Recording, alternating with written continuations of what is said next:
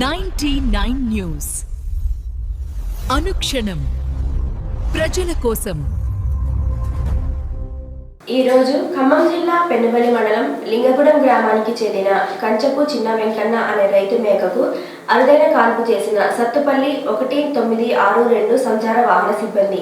మేకల కాపరి కంచపు చిన్న వెంకన్న మేకకు కాన్పు సమస్య డిస్టోనియా వచ్చింది. మేక పెద్దగా అరుస్తూ ఇబ్బంది పడుతున్న సమయంలో ఆపదలో మూగజీవాల చెంతకు వచ్చి వైద్యం అందించే సత్తుపల్లి 1962 వాహనానికి సమాచారం అందించాడు.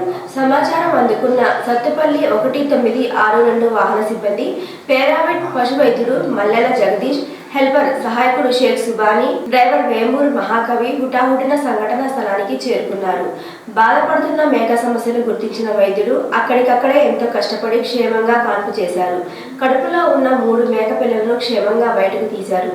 ఒకటి అప్పటికే కడుపులో చనిపోయింది. 2 మేక పిల్లలు ఆరోగ్యంగా క్షేమంగా ఉన్నాయి.